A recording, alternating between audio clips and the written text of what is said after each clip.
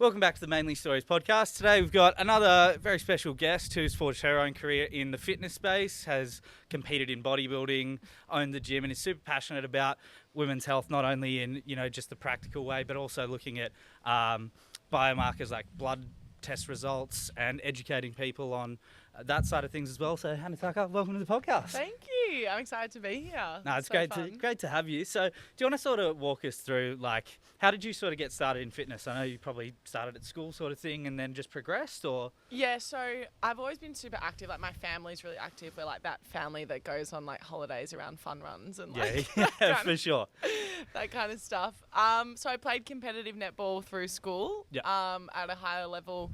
And then I sort of found a social life and decided that as tends to happen as we get older. Yeah, so through I sort of stopped playing high level netball in year 11. And then, sort of found, the party life in year 12. What's that like? I've never been there.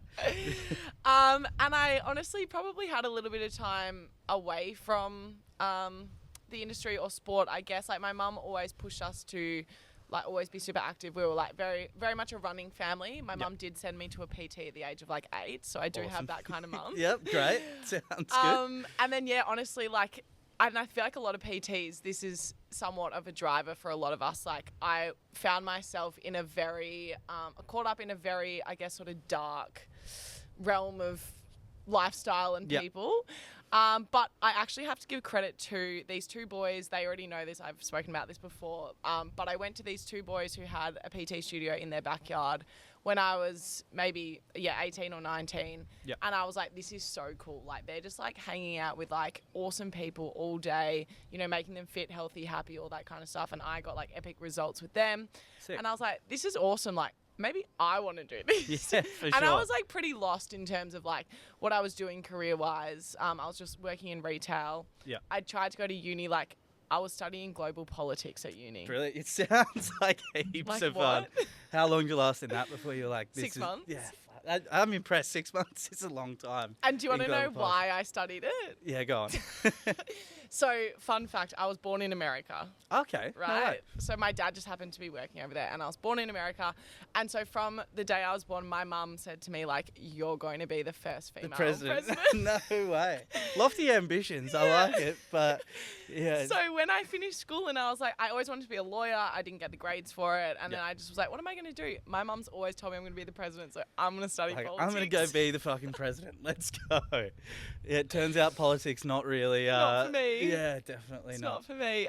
But so then I met these boys. I trained with them for a little while, and I was like, fuck, I don't know what I want to do. Why don't I just give PT a crack? Yeah. And I started my certs. And sort of was I'm going to somewhat kind of copy what they've done and start off in my backyard with just taking clients. And I did that, and it's just grown from there. Epic. So in terms of your journey, so you did the Cert 3 and then Cert 4 sort of thing. Yep, so that was about 5 years ago now. Okay, and so I mentioned in the sort of the intro, a lot of the stuff I guess that I've seen that differentiates you from the typical sort of female-specific coach is you really focus on the health markers and sort of a really well-rounded picture of health, not just get a big booty and toning, shit like that. You're really sort of addressing hormone levels and that kind of stuff. How did you sort of, I guess, develop in that space? Yeah, so I guess it's all been a part of my journey. So I started in the fitness industry about 5 years ago, and I've done the if it fits your macros, flexible dieting, booty building, bikini shreds. For sure. I've literally done it all. And I guess along the way, it's probably been my mentors that have sort of gotten me to where I am now. Yep. So I started off with an online coach. That was quite some time ago. And then from there, I was like, all right, this is kind of cool. I want to see kind of where I can take my body, where I can take my mind. Yep. That's when I decided to do a bikini comp. Yep, for sure. Which was in 2020, which was also the year I opened my studio, which was also the first year of the pandemic. It's a big year 2020, it was for sure. Fucking shit show, to say the least. New gym. My God, yeah. Talk us through that whirlwind. So I guess I started my comp prep around Easter, and COVID was it was over in China. We were hearing of this coronavirus. Yeah. For sure. I still remember I was going to Bali and like the March that year, I was like, who gives a fuck about COVID? It's what the fuck's COVID? It doesn't matter. Like, it's just, we're going to be fine. Turns out it wasn't going to be not fine. fine. Yeah, It no. Narrator, it was not fine sort of thing. Yeah. Seriously. So I started my prep, and in amongst all of that, I was like working at a couple of studios in Melbourne. And I was like, this is cool, but like, why am I working for someone else? Like, I've got so many clients that I do out of my backyard. And as you would know, winter in Melbourne is fucking shit. Yeah, garbage. So I'm like, I can't keep doing this through winter. Like, what can I do? And my mum was like, you know what? Like, let's just open something. And Unreal. I was like, fuck yeah. Yeah. Thanks, Mum. Sweet. Yeah, for sure. Let's do go. it. Yeah. So I sort of started to toy with that idea, come up with like a business plan and that kind of thing. And I had started prep, and then obviously COVID hit. Yeah. And it was like such a foreign time for everyone. It was so unknown. We didn't know what the fuck was going on. Yeah. But my coach at the time was like, just keep persevering. It'll be over in a couple of weeks. You know, we didn't know anything. So I was remember like, those conversations. It's like, a few weeks, maybe a month. It'll Dan be fine. Andrews was telling us a few weeks Yeah, as well. exactly right. Like, seriously. It was apparently awful, not. hey? Yeah, for sure. So then are you sort of mid-prep while COVID's happening? Or? Yeah, so I'm like thinking my show was supposed to be in October. Yeah. I've started prep in April. So, you know, it's about your stock standard 20 to 24 week prep. For sure. So I'm about, halfway through. We were in that first lockdown. And I'm kind of like, I don't know what's going on here, but whatever. We came out of it in June for like 2 weeks, but we didn't know that it was little period, it's like, we're done. It's going to be all good. Yeah, we didn't know it was only 2 weeks then. For sure. But in that 2 weeks, I was like, find a site. So I was going and doing like inspections at commercial real estate for the studio. I'm like, this is fucking epic. Let's get this going. Anyway, cut a long story short, my ex-boyfriend's parents had a space in Glenferrie Road, Hawthorne, which they were so kind enough to offer that to me in order to set the gym up. So I was like, done. So we start fitting it out, getting it all full on doing all the designs and stuff. Like, this is going to be sick. Getting everything ready to go, and then bang, we're straight back into that next lockdown. Yeah, fuck. And I'm like, fuck. And again, we just didn't know. Like, everything was so unknown. So I'm like, could be a week, could be a month, could be a year. Another fucking whatever it was, year. Yeah, for sure. But I was like, you know what? I'm just going to keep going on as if, things are fine. Same with my prep. So they were kind of going hand in hand, like opening the studio and being in a comp prep. Yeah. And then obviously, fast forward, we were in lockdown for another 4 months. Yeah. And so I would get like to about 10 weeks out from my show. Yeah. Show would get cancelled. And that 10 weeks is like the crunch time 10 weeks when you're hating life. Yeah, that's when like calories are low, cardio's high. Like, you are not having a good time. not really the funnest part of the whole thing. No, let me tell you girls, it's not glamorous. People are like, oh my God, it's amazing. You look amazing. The bikini's amazing. I'm like, no, it's not what it's like. Sure. But yeah, so it was just in and out of like that unknown for so long. Show would get cancelled. They'd reschedule it. Then our lockdown would get pushed out again. So they'd cancel the show again. So my show ended up getting cancelled 3 times. Yeah. And then by the third time, like, I was like, I'm not fucking doing this. I've been in a prep for 9 months. Yeah, like, this is bullshit. I want to eat something, like. But that was the worst part for me. Like, they'd cancel the show, then I'd be 16 weeks out again. So my coach was like, here's a refeed.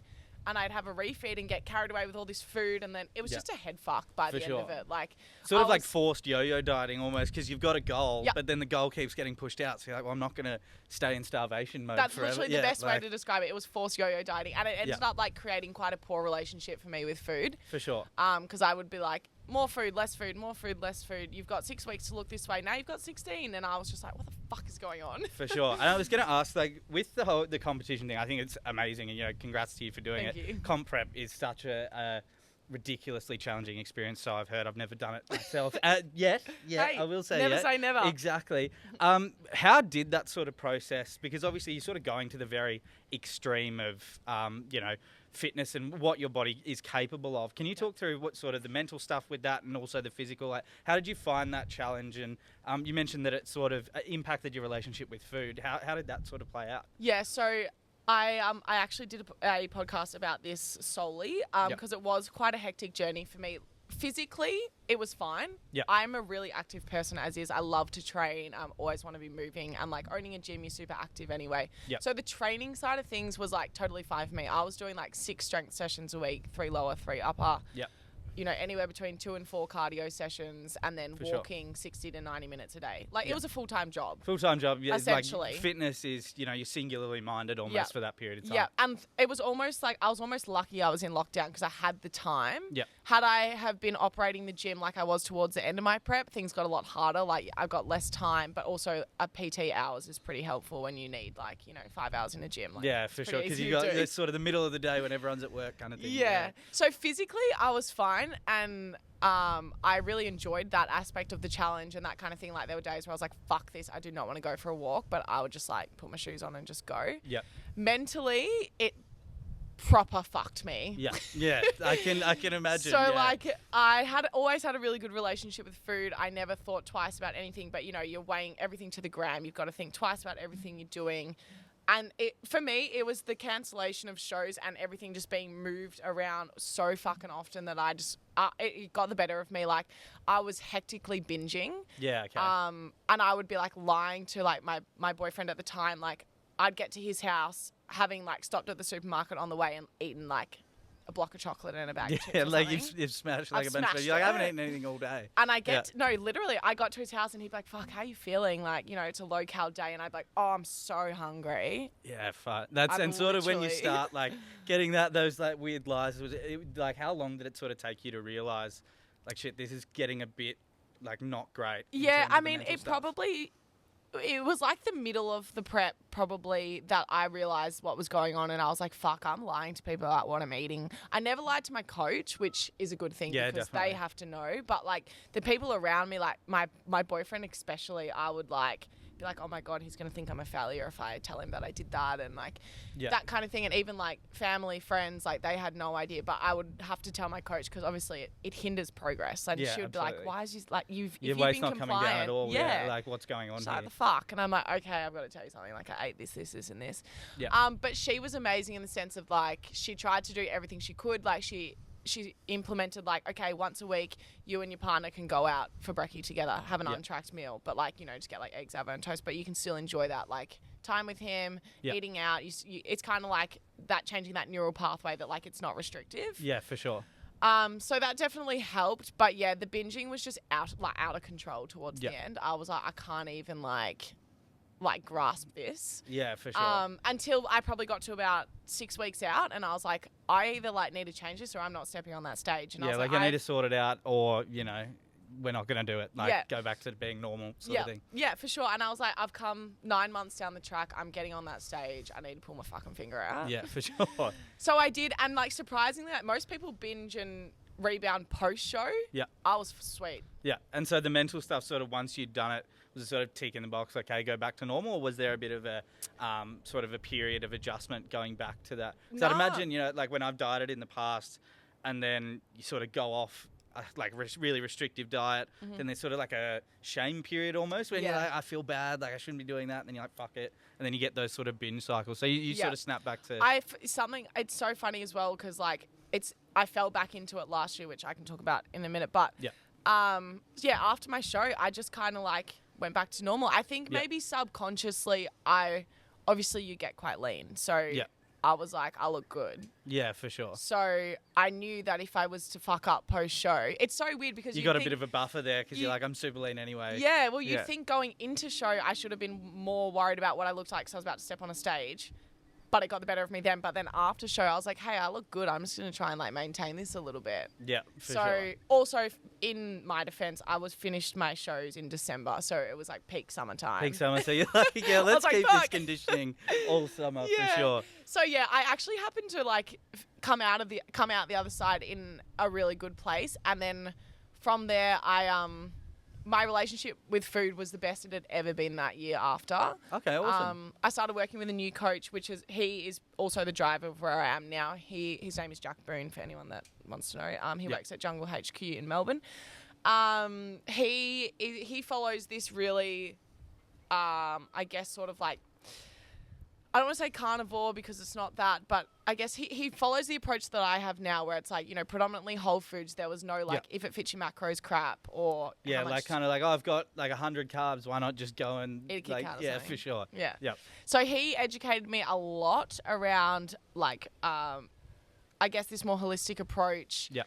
you know, fueling your body, that kind of stuff. Whereas prior to that, being in a comp prep, as you would know and see, most bodybuilders just put as much shit as they can in their macros. Yeah, absolutely. So it's not a health first approach, which Jack taught me the most about. You know, he taught me about hormones, about training, about food, like all of that kind of stuff. Yeah.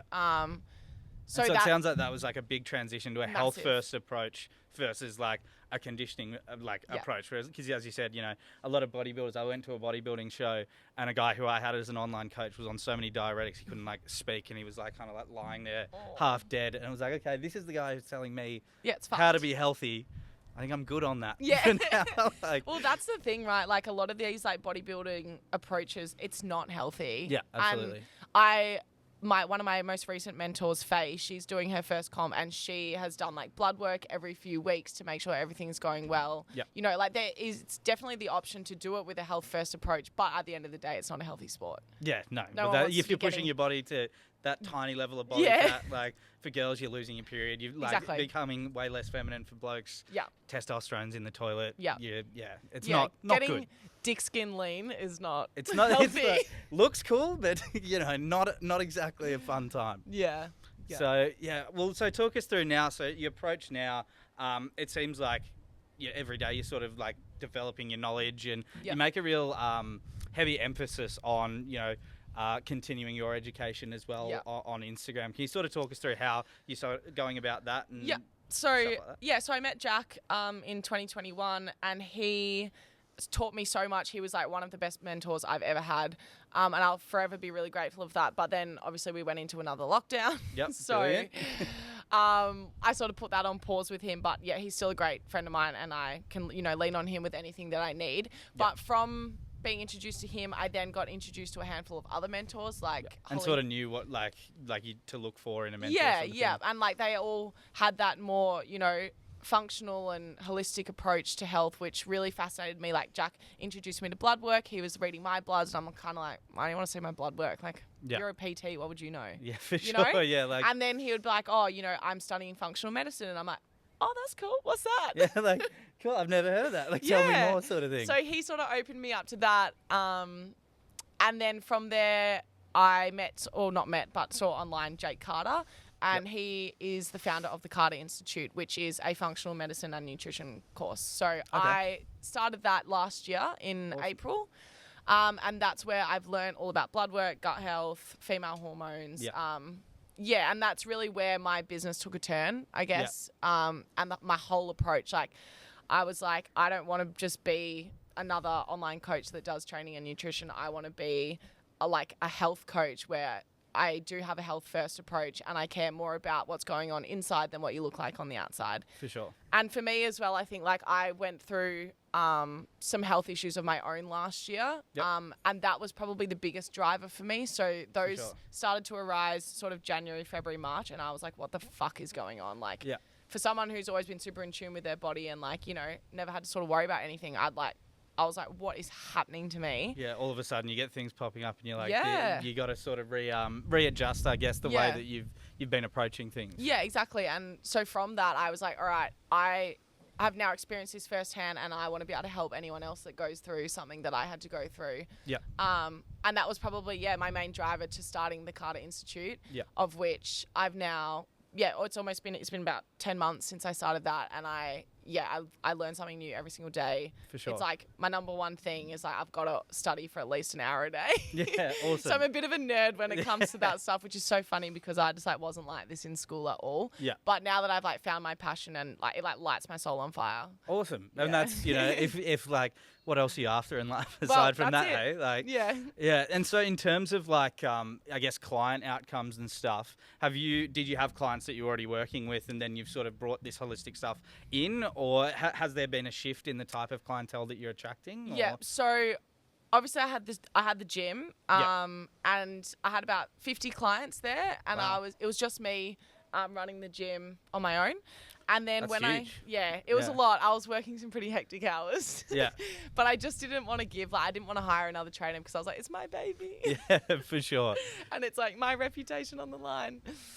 So yeah, I had the gym. I had these 50 clients, and I had to shut the gym very abruptly. It was a very sad time. It makes me very upset. Yeah. But I had some circumstances change towards the end of 2021. Yep. Which forced me to shut the gym with like pretty much a week's notice, sort of thing. That must have been really tough. Yeah, it was literally probably one of the most challenging things I've ever been through. Yep. And from that, within the next week, I was like, I'm moving to the Gold Coast. Yeah, I'm wow. out. Like, Yeah, need a change of scenery sort of thing, yeah. I'd always wanted to move, but I had, a relationship tying me there, the gym tying me there, and unfortunately, I lost both of those things. Yep. So I was like, you know what? Like, I just need, like, to get out. Like, For I was sure. like, and Ella was like, I've got a room. I'm like, done. Yeah, you're like, sweet, I'll see you there. Yeah, so literally a week after I shut the gym, I was like, I'm moving to the Gold Coast in like a couple of weeks, and I had 50 people, right? I'm like, what am I going to do with all For these sure. 50 people? Yep. So I'm like, I've got to change my business model. Obviously, you're going to lose a few. People love face-to-face training, and, I'm a big advocate of face-to-face training as well. But I just gave the option. I'm like, I will transition online if you'd like to continue working together. That's an option. Otherwise, I can recommend, these gyms for you to go to in Melbourne. For sure. So I had maybe about half transition online, and so I Yep. was like, fuck, I got to figure out how to run You're an like, online geez, business. that's heaps of people. Like, Yeah. So at that point in time, I was just doing training and nutrition, similar to what I'd be doing in the gym. Yeah. Sort of nothing out of the ordinary. And then from there, obviously, I had a few drop off because they were like, I can't do this online thing. And Yeah. I was like, that's so fair. Like, at the same time, I didn't really know what I was doing. Like, I yeah, was you're like, still learning as well, kind Yeah, of thing. I'm You're like, how am I going to provide the same service that I had at your own gym Yeah, over and the internet sort of that's thing? the thing. Like, people were like, we came to Tuck Shop for you. Like, Yeah. we wanted to be in your presence, and like, it's just not the same online. And I'm like, I get that, fully Yeah. get that. And do you think like the sort of running the gym on your own at such a young age to have your own gyms, like massive, Yeah. massive achievement. So Yeah, congratulations thank again. you. Did that sort of like business experience, help to prepare you for the online stuff now, do you reckon? Or? I definitely think it gave me like a good background. Like, Yeah. I knew sort of the ins and outs of running a business, but running a business online compared to running a business in person is really different. Yeah. Like, I had set hours at the gym. I knew who I was dealing with. I knew when money was coming in, when it, or when it was going out. You've got a rent and like you've got these overheads. And Yep. I think running a business, I mean, now my systems and structures are a lot better online. But when I For first sure. started, I was so all over the place that I'm like, fuck, I don't know when this is coming or when this is happening. Whereas the gym was just a lot more structured, I found. Yeah.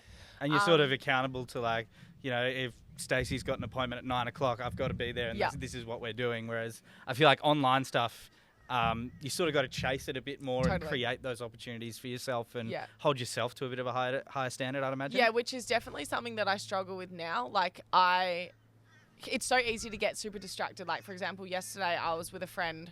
We were caught up at 1 o'clock and we were like, yeah, we'll do a training session. I didn't leave till 5 p.m. Yeah, wow. Okay. And I'm like, that's 4 hours that I didn't open my laptop. Yeah. And Like- so you get home, you got to get home and like, Spend the rest of the night on my laptop. And I'm like, I'd rather chill out and watch a movie, but here I Yeah. am, it's 10 o'clock. And so I'm I still think out. like that part of it can be really challenging online. Like, you can work at any hour of the day. So Yeah. I think it's really important to have super strong boundaries, which is something I'm definitely still working on. Yeah. Like, I'll get home like, oh, just quickly jump on. It's 8 o'clock at night. And I'm like, fuck, you're just never switching off. Yeah. Which I did have that when I had the studio too. Like, you're always working, you're always on. You've got people blowing up your phone or, you Yeah, know, absolutely. that kind of stuff. But yeah, I think online is glamorized a lot more than it should be. Oh, as for well. sure. In like today's code, it's like be your own boss. The Yeah. hustle never stops, kind of thing. But there's definitely, I know, in a few other podcasts that I've recorded, like there is, I think, people undervalue like the traditional work structure Yep. because not everyone wants the stress of being always on call and. Well, that's it, you right? know. Like, some people want to be able to leave work at work and come home and like they don't have to bring it home with them. Whereas Absolutely. like when you've got your own business, whether that's in person or online, that shit never ends. For sure. And so you spoke about you sort of trying to get better at building these boundaries. What are Yeah. sort of some of the ways that you're trying to do that at the moment? Still working on it. Trying to being the So- operative word. Yeah, literally. I've had mentors, both Jack and my most recent mentor, Faye, be like, you need to send out an email that says, you can contact me, but I won't respond unless it's within these hours. Okay. Yeah. That one I am so bad at. If a client texts me at like 7 at night, I'm like, hey girl, You're what's like, up? what's going on? Like, And how'd I'm you like, go today? Fuck, I'm still working. Like, Yeah. that's not how this is meant to go. For sure. But my biggest thing that I've found, it's not so much and this is funny, but it's not so much in my business I need boundaries, it's outside my business. Okay. So it's relationships outside of my business, because like being a health coach and I'm dealing with people's health, that comes with like a lot of energy, right? Like we have to have really vulnerable and uncomfortable conversations about things that they're experiencing. Yeah. And so it requires me to hold a lot of space for a lot of people. Like I'm always talking about like, you know, deep things or emotional things, or my brain is always stimulated because it's always like, you know, quite a intellectual conversation. Yeah, so definitely.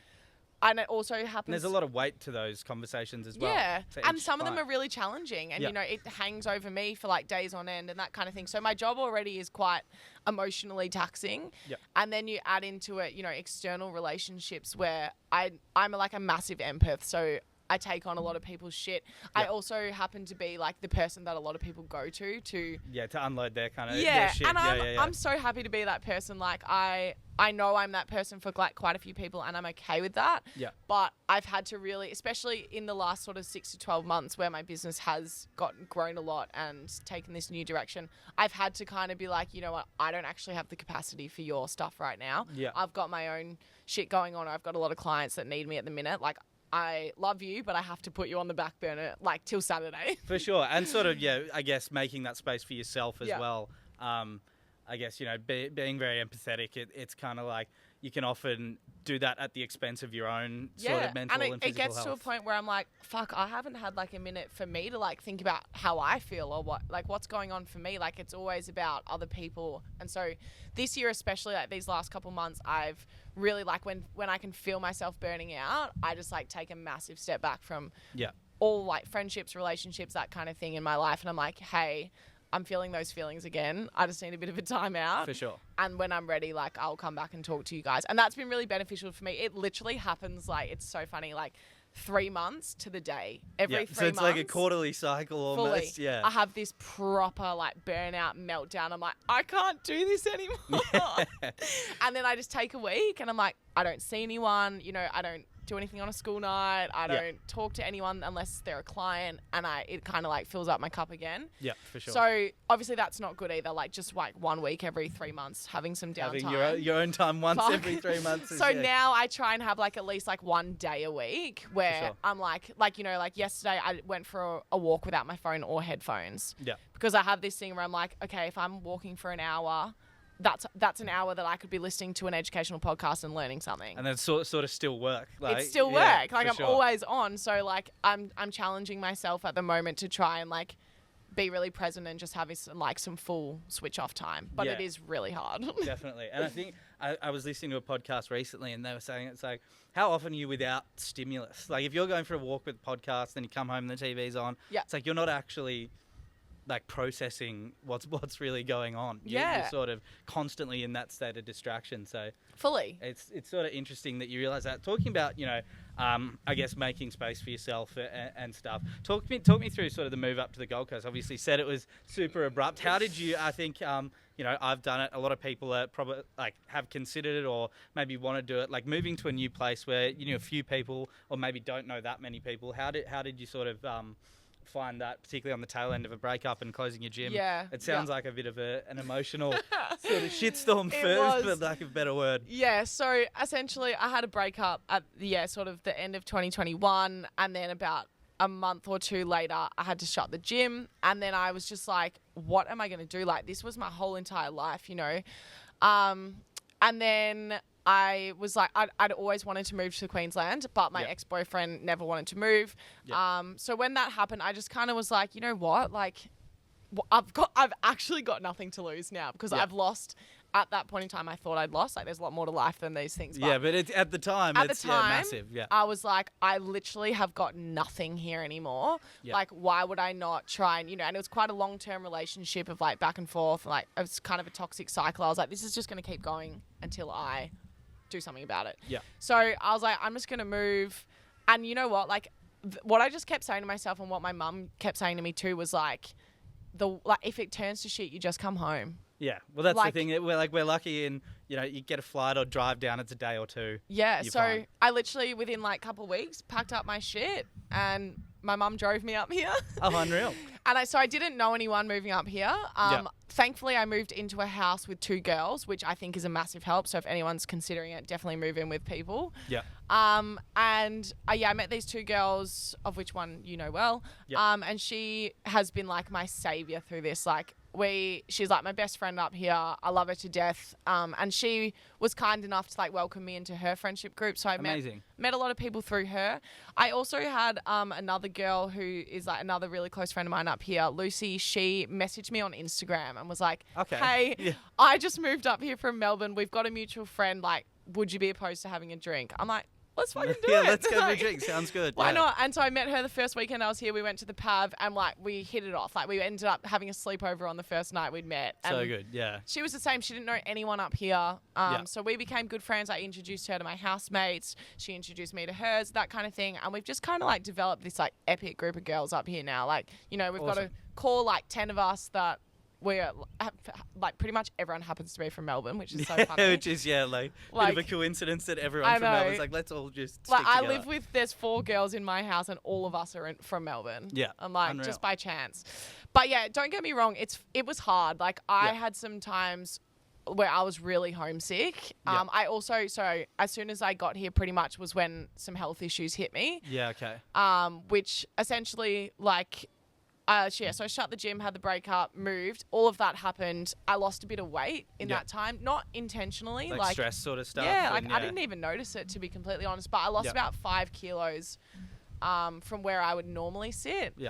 Which is that's a significant. It's a lot, and I was quite lean at the time already. Like I was already lean for like my size. Like I'm a pretty tall girl, and I was like pretty lean because I'd been like, you know, that's sort of just like where I'd normally sat. And then I lost just 5 kilos from there, and I was fucking tiny. Yeah. But like I didn't see it at the time. I look at photos now, and I'm like, oh my god, like, look really. I don't really look. thin, I was like, I don't even look good. I just look like thin. Yeah. And then so from that, I lost my period. Okay. Which to me, like my health is up there in my top values. For sure. And so I was like, this doesn't feel right. Like something's wrong. You know, if something's clearly got, the my biological... body's down-regulating my reproductive system. Like that is a sign that something is wrong. For sure. And so I reached out for some help because I was like, I don't know what to do. You know, I wasn't where I am now. And I reached out for some help and they were like, all right, you need to stop training. You need to start eating at least 2,500 calories. Yep. You know, you got to get your stress under, you know, control. Stop working the hours that you're working. And I'm kind of like, holy fuck, you want me to change my whole life? Yeah, like, you're derailing everything that's sort of your whole dear to who you are kind of thing. Totally. Like, I'm like, you're telling me I can't do my job, like be a PT, because I was working at a studio up here. You're telling me I have to stop training. Like, that was like my identity back then. Like, I was like, that's all I've ever known. And also for your mental health as well. Like, physical output's a massive, massive thing. Yeah. And so then, you know, they're like, put your food up. And that wasn't a problem for me. Like normally 2,500 calories is like, you know, my maintenance kind of thing. Yep. But obviously I'd lost a lot of weight. Things were different. I wasn't eating as much as I normally had been. Yep. Anyway, I was like, these guys are the professionals. They know what's going on. So I'm going to listen. Yep. And everything just went like, so I stopped training for 8 weeks, which was horrendous for me. Yeah. I started eating a lot of food. Yep. I pulled back on work. So essentially I rebounded in weight hectically. I put on 10 kilos in 8 weeks. Wow. Okay. Which is massive. Yeah, like that's almost a kilo a week, you know, or it's more than a kilo a week. And I'm just like watching my body. I'm like, what the fuck is going on? Like I'm like, it was just like the biggest, such extremes. Such extremes. Yeah. I'm like super lean to then being the heaviest I'd ever been. Yeah. Like I, you know, always sat at a really comfortable weight, dropped weight in my comp prep, obviously. Yeah. But like to put it into comparison, I was smaller when I got here than I was on stage. Oh, wow. Okay. Yeah. So I was tiny. Anyway, so because of that like massive shift in like energy output and input, my body just was like, what the fuck is happening? Yeah, for sure. So I went through this whole transitional thing of like putting on a heap of weight, not working, not training. I was fucking miserable. Yeah. And it was within like the first 3 months of living here. And so what are sort of like the doctors saying to you at that point? Well, are you just essentially trying to give your body enough food to Pretty sort of much. restart. They your were like, this reproductive is what you system? have to do to get your Okay. period back. And I was like, my health is one of my number one values, and not having a cycle doesn't align with, like, that Yeah, goes to that's show. obviously, So I'm yeah. like, I just got to do this. Yeah. And so, yeah, I just sat in this, like, shithole for majority of last year. From there, I got thyroid issues. I got parasites. So my body essentially, like, I was seeing an acupuncturist up here, and he was like, you are quite literally a dead man walking. Like, Fucking he was hell. like, you are on the brink of breaking. And I was like, Sick. Cool. Like, thanks for that. Like, yeah, so that was like the rudest shock ever. Like, my Yeah. body literally just like, it had obviously been under like so much stress for such a long time. And is that sort of the root cause, you think, just sort of being overwhelmed, you know, with all of this massive like COVID in and of itself was overwhelming for some people. Breakup is overwhelming, and then Yeah. shutting your business that you've sort of like, do you think it was just a cumulative of that? I think it probably goes back to my prep. Okay. Would probably be the start of it. I was on the pill then, so I didn't know whether I had a cycle anyway. But I think, like, if I look at the 2 years before all of this happened, it was a bodybuilding competition into a global pandemic for 2 years, of which I opened a gym, which I was shut more than I was open, Yeah. of which I then had a breakup,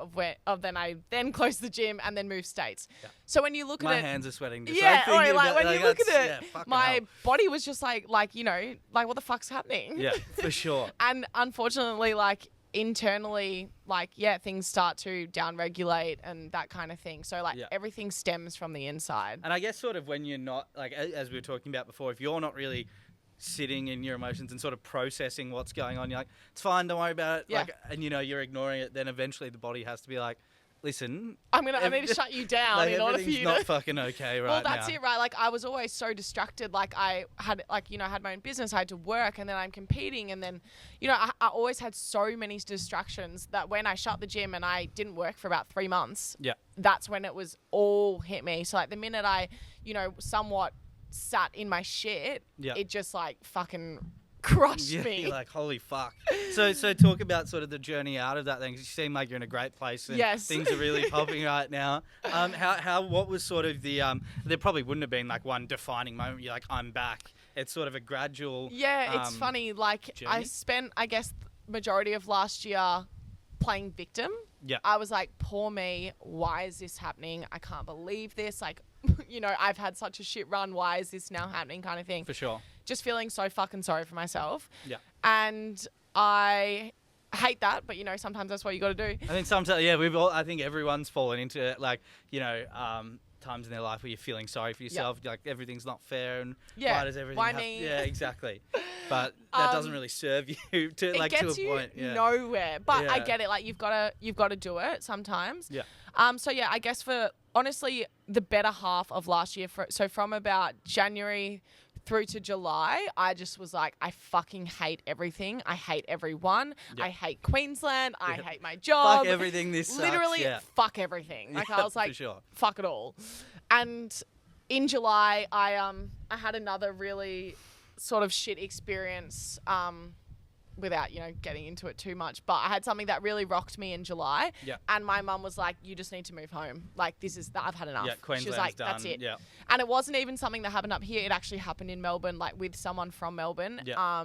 But my mum was like, enough. Like, come home. We'll reopen the gym. That's what makes you happy. Like, you cannot live like this. Yeah. And I was like, I'm moving home. Yeah. I'm done. Like, I'm sick of it. Yeah, for and sure. so my psychologist at the time, she was like, I just want you to give it one more month. Like, she was like, this is all you've ever wanted, was to live up there Yeah. by the beach, you know, doing your thing, working online. She was like, this is everything you've ever dreamed of. She was like, I think you've been dealing with like your illness for the start of this year. Like, she was like, I just want you to like see it out. And I'm like, fuck, all right. Yeah. I'll do it. I said, I'm giving it 1 month. That's it. Yeah, like, for I was sure. like, I don't want to You're see like, past this. 4 weeks to the day, and then I'm proper. gone. Yeah. I had dates that I was driving home. Yeah, Like, I was okay. like, You got I'm it like, in the calendar, like crossing it off Yeah. sort of deal. Yeah. I got my first period. Wow. So I'm Yeah. like, okay. maybe the universe is sort of like Maybe something's going on here. for sure. So I got my first period and I'm like, okay, that's all right. So then I start, and I think that gave me like a bit of a shift that I was like, okay, things, like I can be normal again. You know, like Yeah, this that's isn't an improvement. forever. Yeah, for sure. So I got my first period and I sat down and I wrote out these goals. I was like, all right, personal, business, financial, you know, like let's just write out these goals. You know, I'm like, they're not going to come true anyway. Goals are bullshit. It's nothing's ever going to happen. Yeah. Literally, but I'm like, okay, August goals. Like, this is what we're doing. Yeah. Sit down, do it. Within the first 2 weeks, I've like ticked them all. Unreal. Yeah. And I'm like, on the phone to my psychologist, like, the fuck's going on? I'm like, I wrote these things down and now I've done them. It's and really I'm like, fucking weird. I've been trying all year to pull myself out of this, and you're telling me because I wrote these motherfucking things down that I'm now coming out the other side. And she was like, I just knew that, like, you were so close. Like, you'd been pushing through the shit of it for so long, you know, doing the work, dealing with my shit. And she was like, I just knew that, like, you were on sort of like the brink of a breakthrough. Yeah. Anyway, so I got through August and I was like, okay, I don't hate Queensland. I actually really like Queensland's kind of cool, yeah. I'm like, I've got these fucking epic friends. You know, I'm back in the gym. I'd started training again. Things were moving, that kind of thing. So I was like, finished August. I'm like, okay, I'm going to see out September. I'm going to do it. I'm gonna, one more month. And then, like, my brother was getting married in November in Melbourne, and I'm on the phone to Mum. I'm like, I'll move back at the wedding. That's a good time to move back. Mum's like, okay, all right, we'll move back at the wedding. Until I'll see you in November sort of thing, yeah. And September... I don't know, I can't put it down to something, honestly, but something just flicked. Yeah. Like, it was just like I had this whole new outlook on life, business, everything. I was like, I am so fucking lucky to live 400 meters from the beach. Yeah. I live with, you know, 2 of the most epic girls ever. I've got like 10 fucking awesome friends up here who I have better connections with than half, you know, the girls I'm friends with in Melbourne that I've known for 20 years. For sure. You know, I'm working like 80% online. That's everything I've ever dreamed of. Like, everything that I was complaining about business-wise was everything I'd been wishing for years. Yeah, so I just, like, had to sit back and reflect and be like, fuck, it's not that bad. Like, sure, life's pretty good when, you know, you sort of think about it. Like, the only thing was my weight. And I was like, I cannot let my weight determine, you know, my worthiness and my happiness, because that goes against everything I'm about. For sure. And I think that's, like, you know, for someone whose weight's yo-yoed up and down forever, I think when you sort of like when I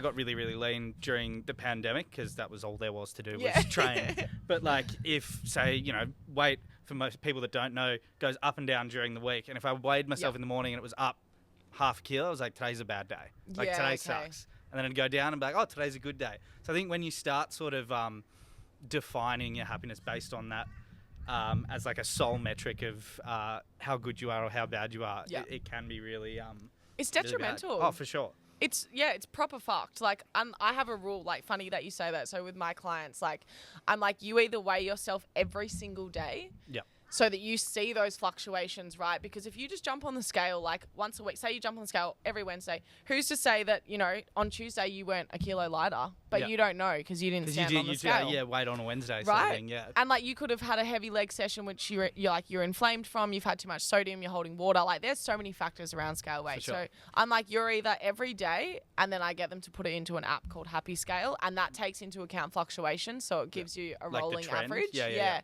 Or once a fortnight. Yeah. Because you'll see a trend over 2 weeks. In a fortnight, if you're consistently hitting your calories. Weekly weighing can get fucked, in my opinion. For sure.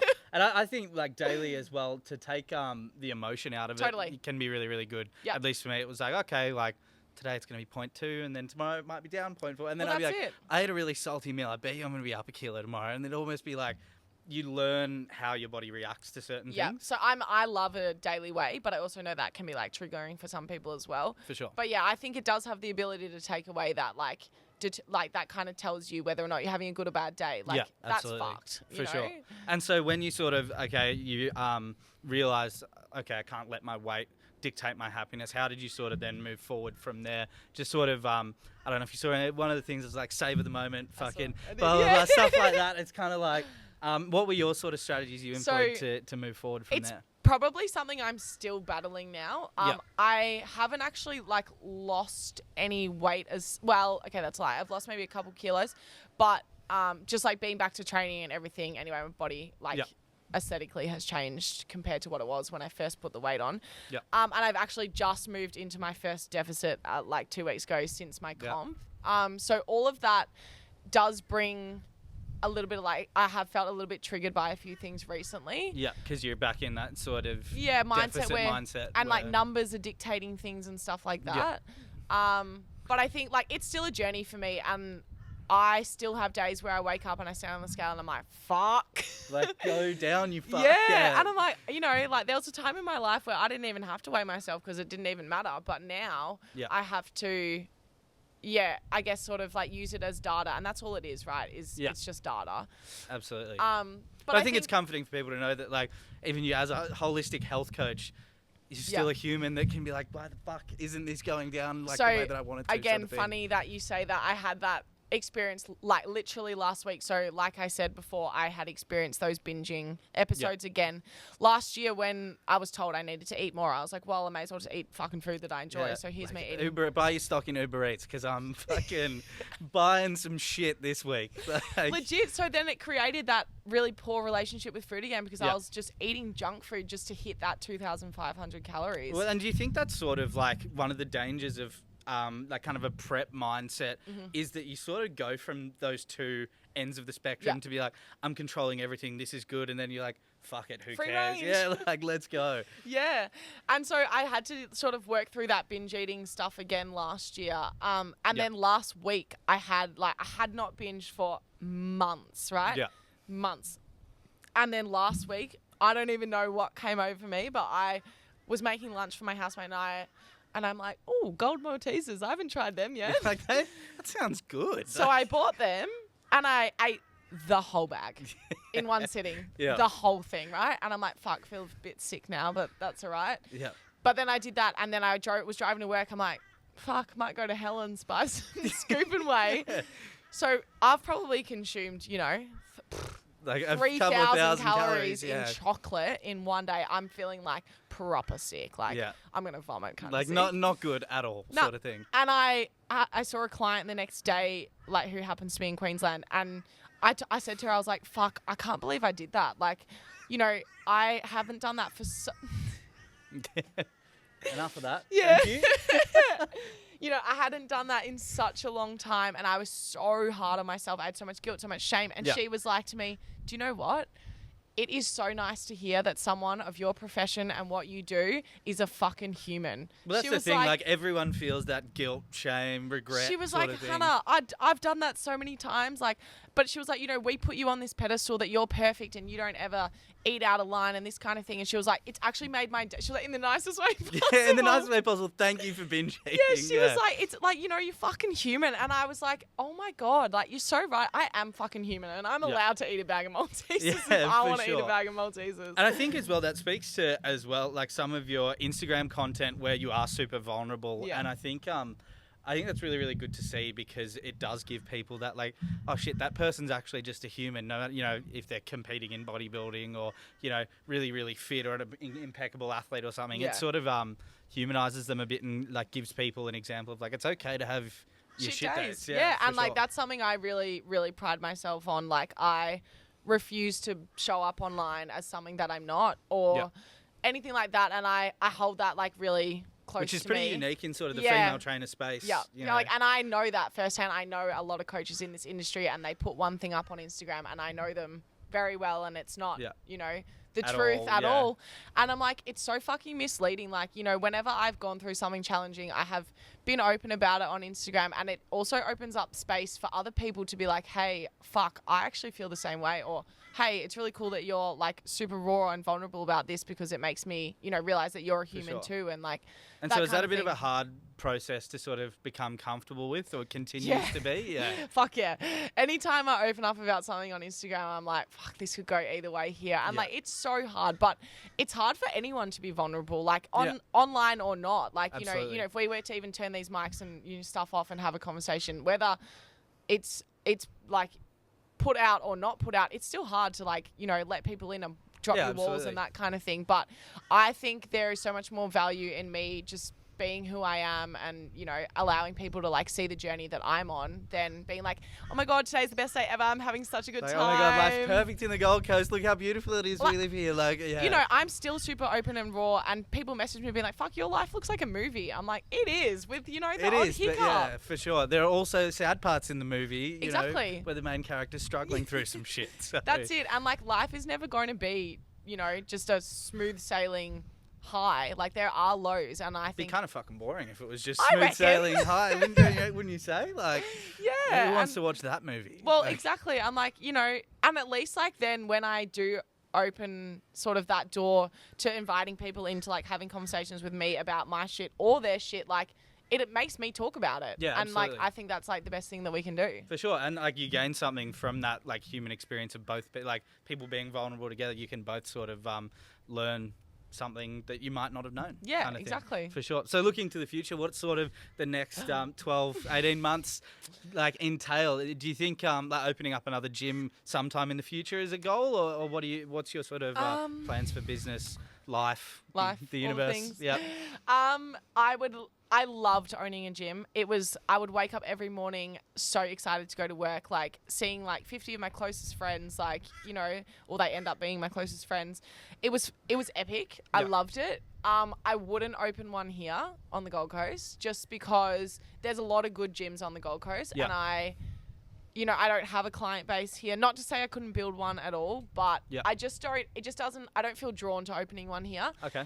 I do feel drawn to reopening one in Melbourne. Sure. However, I don't want to live in Melbourne. So that's so where there's sort of like a bit of a give and take there that you got to manage. Yeah. And whether that changes, I'd definitely, if I ever moved back to Melbourne, I would reopen one. But it's also not something that is sort of like my biggest goal at the moment. My biggest goal is to just keep growing online and impacting as many people as I possibly can. Absolutely. What that looks like, I actually don't know. Like I have got some goals, I guess, sort of like KPIs and stuff for this year, like client-wise and financially. But I am pretty happy with how things are at the moment. Like, Amazing. Maybe in the future I'd bring on another coach. I guess honestly, end goal for me is I want to probably mentor coaches. Yeah, for sure. And sort of build that community. Yeah, step away from directly working with clients and more so educate coaches on what I now know so that they can then, it's kind of that ripple effect, right? I can impact, 30 clients. I want to then be able to give 5 coaches 30 clients that they, what's 30 times so 5? 150. I'm really bad at maths. Then you've got 150 people. That we're like so positively impacting or curing whatever it is that they're sort of like dysfunction that they're dealing with. So that's long term. I don't feel confident enough right now to be I guess like a mentor for a lot of people. But end goal, maybe in the next 2 years, would be to have sort of like some form of coaching academy kind of thing. Yeah. Sure. And hopefully still be on the Gold Coast because I love my life here. Yeah, definitely. I don't hate it anymore. Okay. Well, that's awesome to hear. I think that's a pretty good spot to wrap it up. So thank you so much for being on. Do you want to tell people where they can find you on Instagram? Yeah, for sure. My Instagram handle is Hannah Tucker with 2 Ks _NM. And I have just started TikTok. Okay, awesome. I'll put the links to both in the description. I've been told I've got to do it. Apparently, that's where all of I've magic posted happens. three clips on there so far. I'm still figuring it out. Yeah, but I don't get it. Hey. Yeah, a bit of a strange platform, but yeah, thanks so much again My for being pleasure. on. If you enjoyed that, guys, like, comment, subscribe. Otherwise, see you next week. Take care.